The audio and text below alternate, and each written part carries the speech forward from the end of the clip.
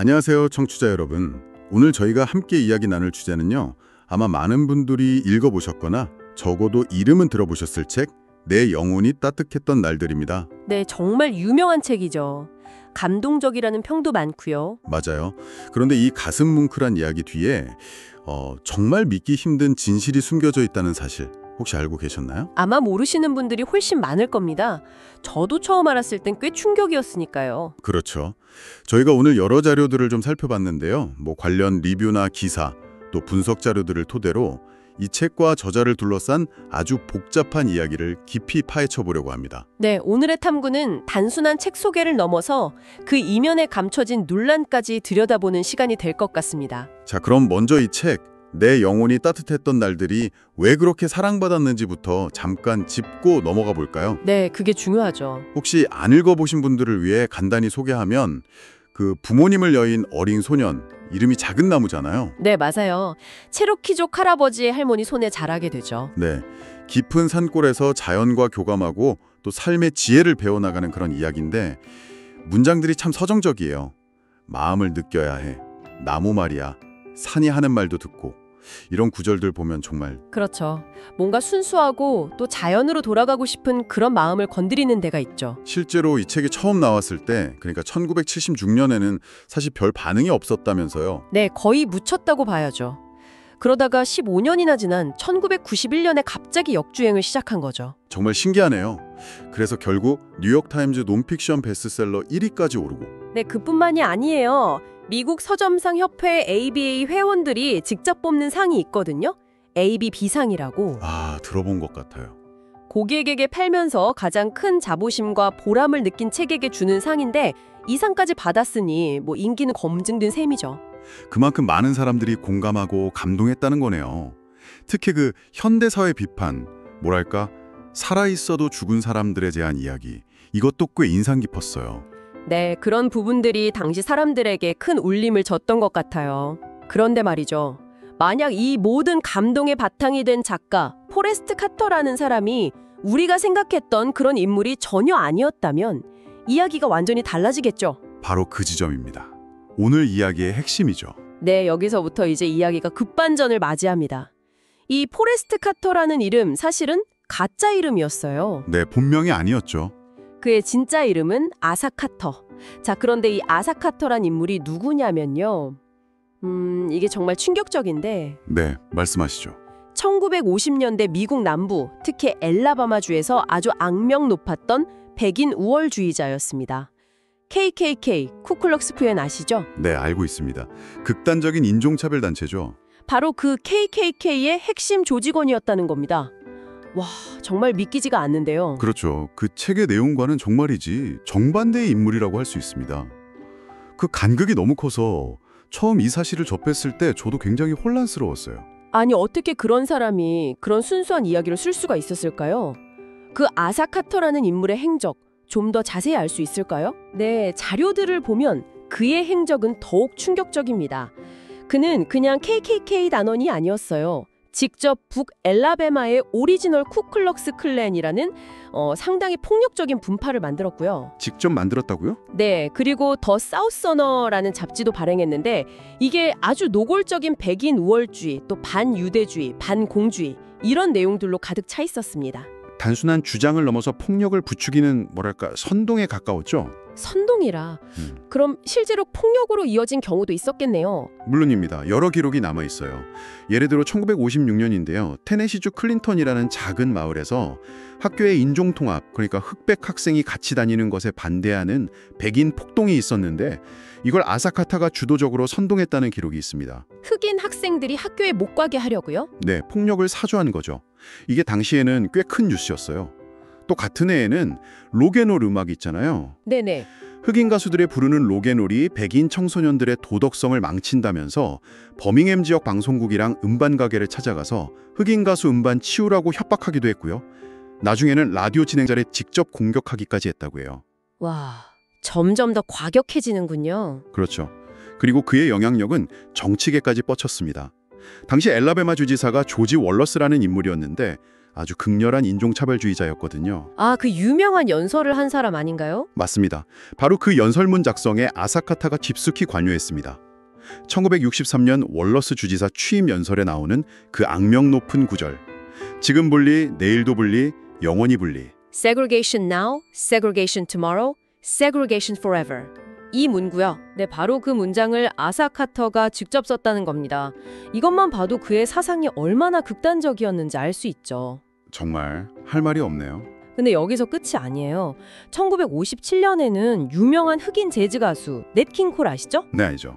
넷 킹 콜이 버밍햄에서 공연을 하는데 무대로 난입해서 그를 공격한 백인 남성들 중 한 명이 바로 아사카터였다는 증언도 있습니다. 심지어는 이건 정말 끔찍한 일인데 흑인 남성을 납치해서 잔인하게 거세한 사건에 연루되었다는 혐의까지 받았어요. 그러니까 내 영혼이 따뜻했던 날들에서 그토록 아름답게 묘사되는 자연과의 교감, 인간 존중, 관용, 사랑 이런 가치들과는 완전히 정반대의 삶을 살았던 거죠.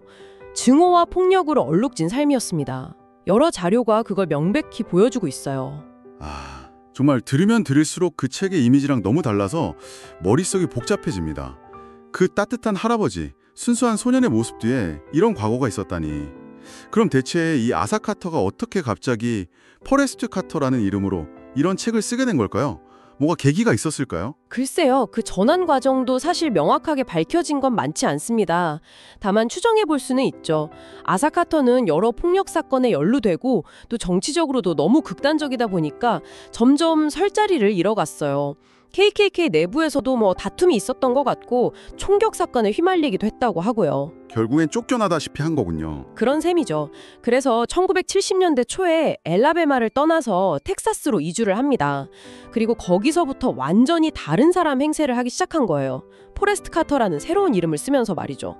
포레스트라는 이름, 이것도 뭔가 의미가 있을 것 같은데요? 그냥 지은 이름은 아닐 것 같은 느낌이. 네, 맞아요. 예리하신데요. 많은 연구자들이 이 포레스트라는 이름이 어디서 왔을까 추적을 해봤는데 아주 의미심장한 인물에게서 따왔을 가능성이 높다고 봅니다. 누구요?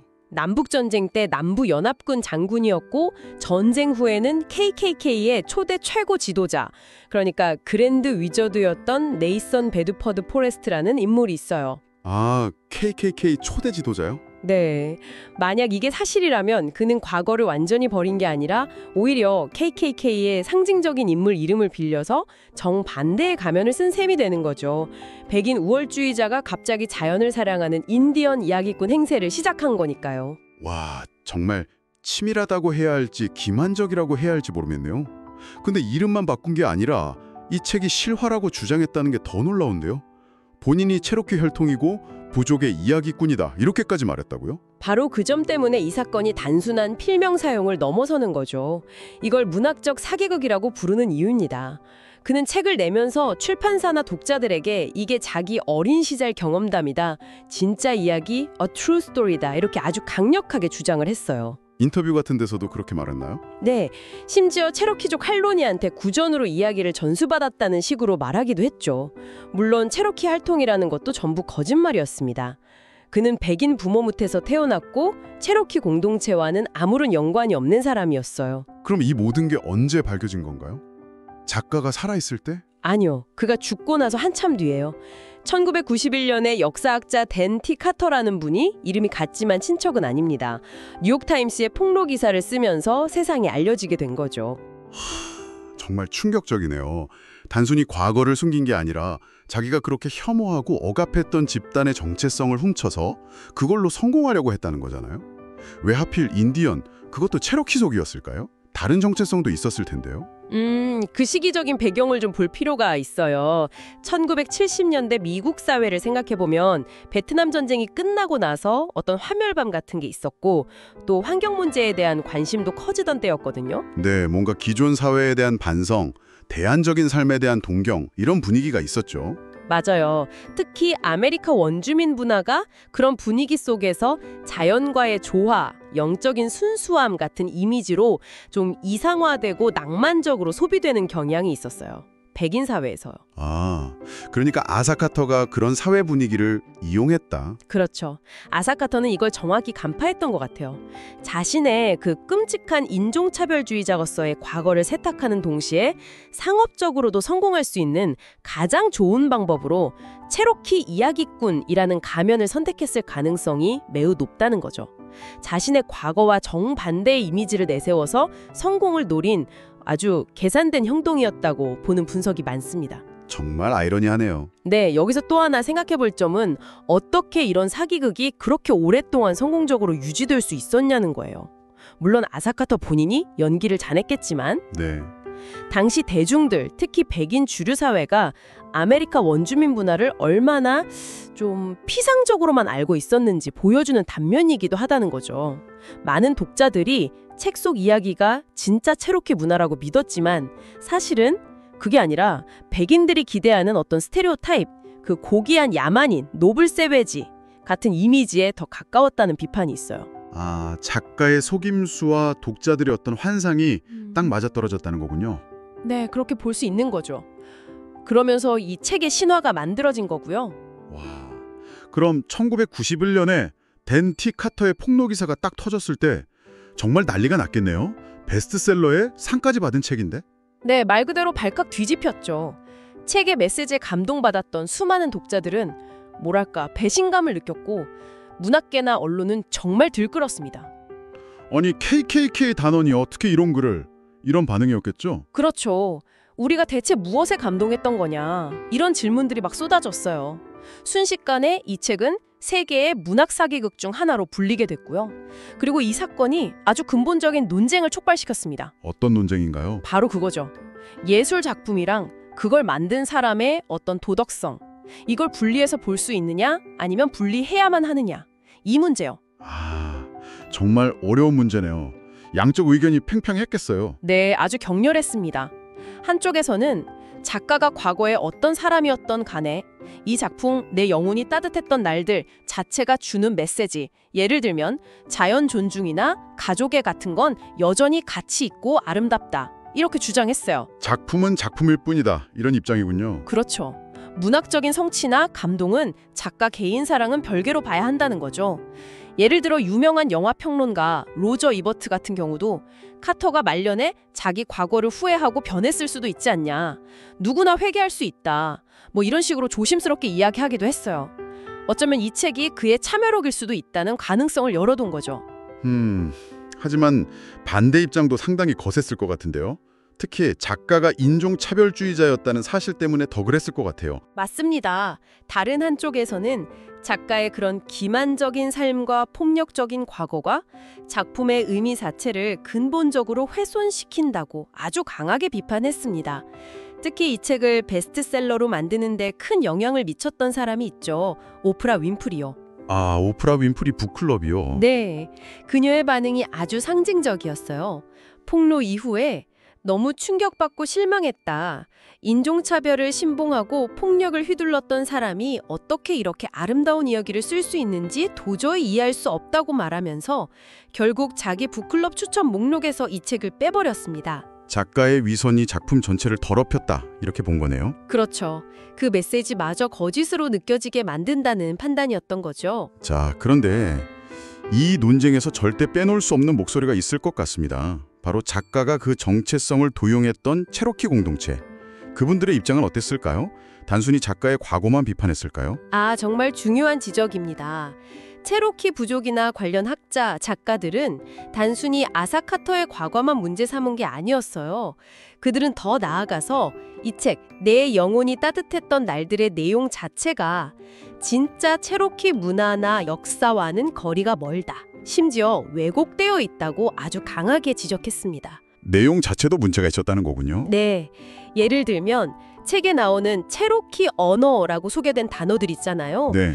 그중 상당수가 실제 체로키 말이 아니라 작가가 그냥 지어낸 가짜 단어라는 게 밝혀졌어요. 정말요? 네. 그리고 책에 묘사된 품습이나 세계관 같은 것도 실제 체로키 부족의 것이라기보다는 백인들이 흔히 생각하는 인디언에 대한 어떤 낭만적이고 정형화된 이미지, 그런 스테레오타입을 반영하고 있다는 비판이 많았습니다. 구체적으로 어떤 점들이 실제와 달랐다고 지적됐나요? 예를 들면 책에서 강조하는 자연과의 어떤 신비로운 교감 방식이나 영적인 가르침 같은 것들이요. 이게 실제 체로키족의 복잡하고 다양한 문화적 맥락이라기보다는 그냥 범인디언적인 느낌. 아니면 약간 뉴에이지 같은 판타지에 가깝다는 지적이 있어요. 그냥 뭔가 그럴듯하게 꾸며낸 느낌이다. 그렇죠. 또 책에 나오는 할아버지 할머니 모습도 너무 현실적이지 않고 이상화된 현자처럼 그려지고 정작 체로키족이 겪었던 실제 역사적인 고난이나 사회 문제 같은 건 거의 다루지 않는다는 점도 비판받았고요. 어떤 분석 자료에서는 책 속의 체로키는 사실상 백인 독자들이 보고 싶어하는 이상적인 인디언의 모습을 투영한 것에 불과하다 이렇게까지 꼬집기도 했습니다. 이런 비판을 아주 날카롭게 했던 인물 중에 유명한 아메리카 원주민 작가 셔먼 알렉시가 있습니다. 셔먼 알렉시는 이 책을 두고 이런 말을 했어요. 어쩌면 죄책감에 치달리는 백인 우월주의자가 뒤늦게 낭만적으로 속죄하려고 쓴 글일 수도 있겠지만 설령 그렇다 해도 그 결과물은 결국 인종적인 위선에 불과하다. 정말 강한 비판이네요. 네, 그의 지적처럼 이 책이 그렇게 엄청난 성공을 거둔 건 어쩌면 아사카터가 아주 교묘하게 만들어낸 가짜 인디언 판타지가 고귀한 야만인에 대한 백인 독자들의 어떤 갈망과 너무나 잘 맞아떨어졌기 때문일지도 모른다는 거죠. 이건 단순히 책 한 권의 문제를 넘어서는 것 같아요. 소수민족의 문화가 어떻게 대상화되고 또 왜곡되어서 소비될 수 있는지를 보여주는 아주 중요하고도 좀 씁쓸한 사례라고 할 수 있습니다. 결국 논란이 이렇게 커지니까 출판사 쪽에서도 뭔가 조치를 취해야만 했겠네요. 네, 맞습니다. 폭로가 나오고 논쟁이 계속되니까 1991년에 이 책을 냈던 뉴멕시코 대학 출판부에서 아주 중대한 결정을 내립니다. 어떤 결정이었죠? 책의 분류를 바꾼 거예요. 기존에는 논픽션 아니면 자서전 이렇게 분류되어 있었는데 이걸 공식적으로 픽션, 즉 소설로 변경했습니다. 소설로요? 네, 이건 출판사 스스로가 이 책은 더 이상 실화가 아니라고 인정한 셈이죠. 작가가 그토록 주장했던 진정한 이야기라는 근간이 공식적으로 무너진 순간이었습니다. 분류가 소설로 바뀌었다는 건 정말 큰 의미가 있네요. 그런데 여기서 또 좀 이상한 점이 있어요. 작가의 정체가 다 드러났고 실화 아님, 소설임 이렇게 딱지가 붙었는데도 이 책이 여전히 꾸준히 팔리고 있다는 거잖아요. 맞아요. 스테디셀러죠? 심지어 일부 학교에서는 아직도 교육자료로 쓰이기도 한다고 하고요. 이건 정말 아이러니 아닌가요? 왜 이런 현상이 계속될까요? 청취자 여러분은 어떻게 생각하시는지 궁금하네요. 바로 그 점 때문에 이 책을 둘러싼 논쟁이 아직도 끝나지 않은 거죠. 현재 진행형인 이유입니다. 사기극이라는 비판을 받으면서도 많은 독자들이나 일부 비평가들은 작품 자체의 문학성은 인정하는 분위기가 있어요. 이야기가 주는 감동 자체는 여전하다. 네, 그런 거죠. 서정적인 문체나 가슴 뭉클하게 만드는 스토리텔링, 그리고 자연이나 가족 같은 보편적인 주제, 이런 것들이 분명히 강한 매력을 가지고 있으니까요. 어떤 비평가는 기만 위에 세워졌을지는 몰라도 그 자체로 슬프고 아름답게 쓰인 이야기라고 평하기도 했어요. 하지만 중요한 건 이거죠. 그 문학적인 감동의 원천이 진짜 체로키 문화에 대한 깊이 있는 이해에서 온 게 아니라 아사카터라는 인물이 자기 목적을 위해서 만들어낸 어떤 낭만적인 환상, 자연 속 현자라는 이미지에 기반하고 있다는 사실, 이걸 우리가 명확하게 인지하는 게 중요하다고 생각합니다. 결국 독자들이 그걸 알고 읽어야 한다는 거군요. 그렇죠. 결국 이 책은 우리에게 아주 불편하고 어려운 질문을 계속 던지고 있는 셈입니다. 과연 이 작품이 그 징후로 가득했던 한 인간이 뒤늦게나마 진심으로 뉘우치고 쓴 회개의 증거일까? 아니면 자기 과거를 숨기고 명성을 얻기 위해서 더 교묘하게 계산된 위선의 결과물일까? 어쩌면 둘 다일 수도 있고요. 네, 그럴 수도 있죠. 책 자체나 작가의 삶이 명확한 답을 주지는 않아요. 어쩌면 아사카타 본인도 몰랐을 수도 있고요. 하지만 분명한 건 이겁니다. 이 내 영혼이 따뜻했던 날들을 둘러싼 논란은 우리에게 많은 걸 생각하게 한다는 거죠. 문학적 진실성이란 과연 무엇인가? 작가의 윤리적 책임은 어디까지인가? 그리고 작가와 독자 사이에 존재하는 그 보이지 않는 신뢰 관계가 얼마나 중요하면서도 또 얼마나 깨지기 쉬운가. 이런 것들을 아주 극명하게 보여주는 중요한 사례라는 점입니다. 네, 오늘 저희는 한때 정말 많은 사람들의 영혼을 따뜻하게 했던 책, 내 영혼이 따뜻했던 날들에서 시작해서 그 뒤에 숨겨진 저자의 충격적인 정체, 그리고 끊이지 않는 논란까지 정말 길고 복잡한 여정을 함께 걸어왔습니다. 네, 참 많은 생각이 드는 이야기였습니다. 아름답고 순수한 자용예찬과 그 뿌리에 자리한 인종차별주의자의 어두운 과거, 이 둘 사이에 도저히 메울 수 없는 간극과 긴장감, 이게 바로 이 책을 아주 특별하면서도 동시에 문제적인 작품으로 만드는 핵심이 아닐까 싶네요. 네, 동의합니다. 마지막으로 청취자 여러분께 오늘 나눈 이야기와 관련해서 한 번쯤 같이 고민해 볼 만한 질문을 던져보고 싶습니다.